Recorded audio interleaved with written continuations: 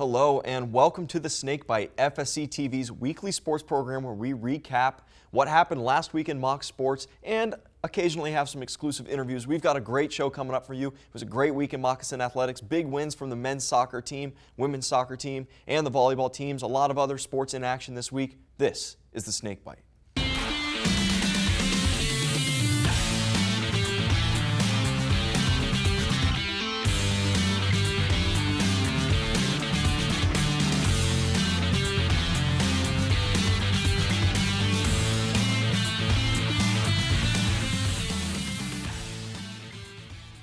And as we mentioned before with the men's soccer team, the weather's cooling down, but they're picking up steam and turning up the heat on the Sunshine State Conference. This weekend, they accomplished a David versus Goliath feat as the 3-2-4 Mocs defeated the 10th-ranked undefeated Tars.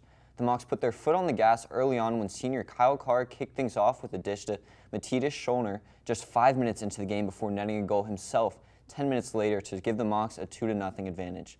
Luca Berneth added an insurance goal in the second half of play, as well as goalkeeper 𝙏𝙃𝙀, who tacked on 7 saves in his 4th consecutive start to help the Mocs pick up their first win against a ranked opponent since 2018.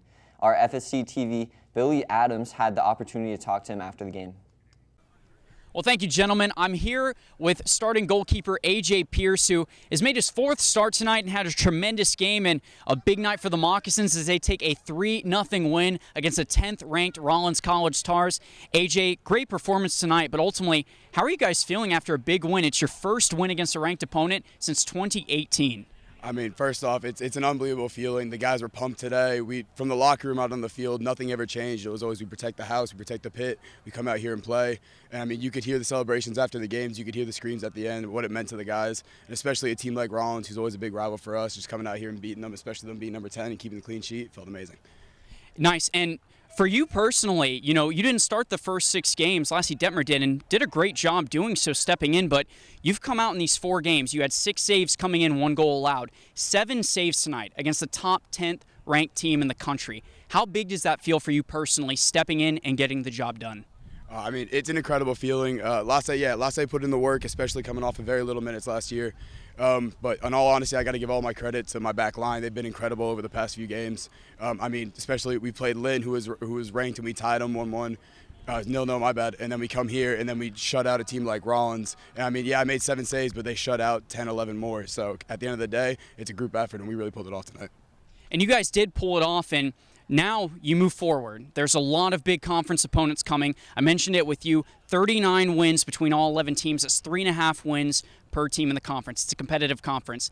How big is this win for you guys moving forward in conference play to close out the season? I mean, this win was massive for us. We made 5 goals at the beginning of the conference play, and one of them was to get 8 points. We're on 9 from the first 5 games. We've been keeping clean sheets, is exactly what we want to do. And basically, at this point in time, we just need to do what we have to do on the field. We know the games we're supposed to win. We know the games we're supposed to fight on. We keep doing those. We're guaranteed playoffs, and we just got to keep on working through it. Well, thank you for your time, AJ, and great performance tonight. Back to you, gentlemen. And the Mocs picked up win number 4 and will look to build off their momentum tomorrow night in a home matchup against Georgia Southwestern State at Barron Field at 7 p.m. Women's soccer bounced back following a tough loss to Nova Southeastern in their 3rd in-conference game, tying St. Leo and beating a tough Rollins team 2-1 on the road. In the 0-0 tie against St. Leo at home, the Mocs continued to struggle to capitalize on goal-scoring opportunities. They continued their extremely aggressive high shot attack with 26 shot attempts, but only 6 of those were on goal, all of which were saved. Despite their lack of execution offensively, they dominated defensively, allowing only 8 total shots, only 3 of which were on goal, all of which saved by goalkeeper Jenny Staten, adding to her school record career shutouts. When the Mocs arrived in Winter Park, though, they pieced it together offensively, despite having many fewer shot attempts against the strong Rollins defensive unit. Finishing with 2 goals off of 8 shots, 6 on target, sophomore forward Jasmine Adames had another breakout performance, scoring both goals for the Mocs and tying freshman Sierra Spurk for most goals on the team so far this year. Adames scored a goal in both halves before Rollins responded late with a goal of their own, but were ultimately unable to come back and even the score with the Mocs. They currently sit 5th in the stacked Sunshine State Conference and will return to action at home this Saturday against last in conference PBA. And the water ski team traveled up to Harmony, North Carolina to compete in the SAC Regional Championships. Coach Rabe said that from the start it was a dogfight between them and Division I opponent University of Alabama and the Mocs. who ended up falling just short to the powerhouse water ski team. The weekend was not without highlight, though, as senior Rebecca Ramsey came back from a season-ending labrum tear last year to win regional gold in jump. Both teams performed well top to bottom and came away with a second-place regional finish. They'll be back in action in the NCWSA National Championship in 2 weeks, October 26th to the 28th. The volleyball team was undefeated this weekend as they took on the Rollins Tars and the FIT Panthers on the road. The matchup against the Tars saw Kirsten Kraus become only the 6th player to record 2 or more triple-doubles in Division II volleyball this season. She recorded 21 assists, 12 kills, and 15 digs, and Mackenzie Peterman continued to contribute offensive firepower. She led the team with 20 kills. Krasinski led the team defensively with 8 blocks, a couple of those classic names popping up on the score sheet over and over again. Saturday's matchup against the Panthers went to the 5th set in what was a bit of a scare for the bouncing back Mocs. They outlasted the rally from the Panthers behind a solid performance from Peterman, Djokovic, and Kraus, as well as senior libero Caroline Chambers' career-high 25 digs. You know, freshman Mary-Kate Mulvaney has blossomed into a crucial offensive member in these last 4 games. This weekend, she led the team in assists in both games. Well, as the Mocs near the halfway point of the regular season, they seem to have found a bit of a rhythm, but they will be tested tonight in 1 hour at 7 p.m. at number 3 nationally ranked University of Tampa. You can watch that matchup live on the Sunshine State Conference digital network or follow along on live stats on FSCMocs.com. And last Saturday was a great day for Mocs swimming as both teams opened their season with a win in a dual meet over Florida Institute of Technology at the Nina B. Hollis Wellness Center pool.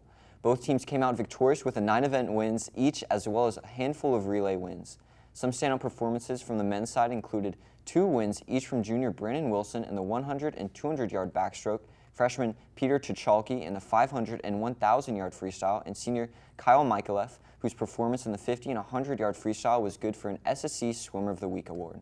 The women's meet was highlighted by an absolutely dominant performance by Olivia Miles in her junior season opener, with 3 event wins in 1,000-yard freestyle, 500-yard freestyle, and 200-yard individual medley.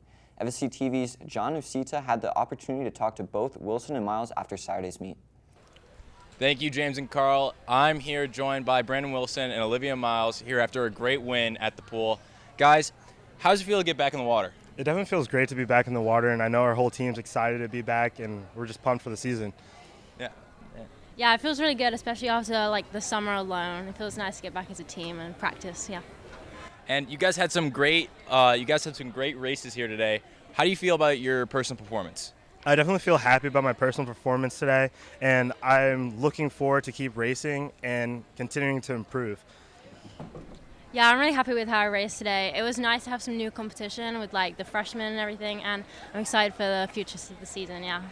That's great. You guys are amazing. And one last thing, what's something that you guys are looking forward to or you're excited about coming up in the season? I'm definitely excited for our new team. It just feels the chemistry is just all there, and I'm excited for championships and NCAAs. Yeah, I agree with Brandon. I'm excited for NCAAs and conference and to have this new team dynamic. Yeah. Awesome. Well, you guys, once again, you guys have been great. Thank you so much for having this interview. Thank you. Back to you guys in the studio. Both teams will compete next in the Shark Invitational on October 13th and 14th, hosted in Fort Lauderdale by Nova Southeastern. Last weekend, both the men's and women's cross-country team traveled to the Huntsville, Alabama for the UAH Chargers XC Invitational. The women notched a 9th place finish, up from 17th their finish last year out of 41 teams, behind a solid outing from their top 5. The newcomers continue to hold up the back end of the team while Moose Musante, Ellie Fluman, Cheyenne Young, and Maya Stam lead the front of the pack. The Mocs ran their second fastest average time in school history last weekend, which was good for a finish ahead of regional competition Alabama Huntsville and in-conference rival Embry-Riddle. A very, very strong-looking University of Tampa Spartans won the race behind a 3-5-12 finish for their top 3. And the men's cross-country team also took advantage of one of the fastest courses in America with 2 runners under 25 minutes and sophomores Anthony Matthew and Christian Giller. This is Matthew's 2nd time running under 25 minutes, something he did last season en route to winning Sunshine State Conference Freshman of the Year when he ran the still-standing freshman record of 24 minutes and 45 seconds. Following the sophomore stars was Owen Allen in 25 flat, Bryson Yamnitz in 25.01, Alex Guy in 25.03, and fellow sophomore Christopher Colavita rounding out the scoring runners in 25.12. The team's pack running ability solidified their place in the South region, placing them 5th overall in the race where 45 teams competed, just behind the likes of in-conference rival Embry-Riddle. For both the men and the women, those who didn't travel to Huntsville will race this Friday at 6 p.m. at Holloway Park in the Sunshine State Conference preview meet before the whole team returns to action at the Sunshine State Conference Championship meet October 21st at Holloway Park. Now turning our attention to the ice, the hockey team was back in action this past weekend, taking on Embry-Riddle. And whether they were playing over in Daytona Beach or here at home in the Lakeland Ice Arena, the ice was tilted well in favor of the Mocs. The Mocs outscored the Eagles 32-1 across the 2 games. 13 skaters found the back of the net for the Mocs in those 2 games, led by Will Marshall, 7 goals Friday night, 3 goals Saturday night, and goaltender Jason Cribbs stopping 23 of 24 shots this weekend, pitching a shutout on Saturday night. FSC TV's Nick Merritt had the opportunity to talk to them both after Saturday's game. Carl, James, thank you. I'm here at Lakeland Ice Arena with Will Marshall and Jason Cribbs, coming off a 2-game sweep of Embry-Riddle. Will, you had 10 goals this weekend, 7 at Daytona last night, 3 tonight here. Talk to you about your performance so far. Yeah, I mean, obviously, it's great to get that, but obviously it's a team effort. I think between the 2 games, we had like 30 goals as a team. Cribbs only let in 1 after 2 games, which is great. So just good all-around team effort. And Cribbs, 1 goal against in 2 games played, including the shutout tonight. What's behind the defense? Looking clean, I'm be honest. We got a lot of effort out there. It makes my job hell easy. So I'm sure you like that a lot. As for going next into the competition, what are you guys looking for to keep this going? Yeah, I mean, I think we have a good team dynamic. Everyone kind of bonds and connects, and we hype each other up even when, things might not be going well. So just keep doing what we're doing and working hard. Awesome. And then for you, what do you want to keep seeing out of your defense? a lot of effort, a lot of battle. Awesome. Here with Will and Jason Cribbs. Carl, James, back to you in the studio. With their victories, their record improves to 3-1 overall. They'll look to keep that momentum going. With another series this weekend against the FIT Panthers, they'll take them on at the Lakeland Ice Arena Friday night with an 8 p.m. puck drop. And that'll be this week's edition of the Snakebite. Make sure to tune into the volleyball action coming up this week, as long as the soccer games for both teams. This is James. I'm Carl Van Gelder, and we'll see you next week here on the Snakebite.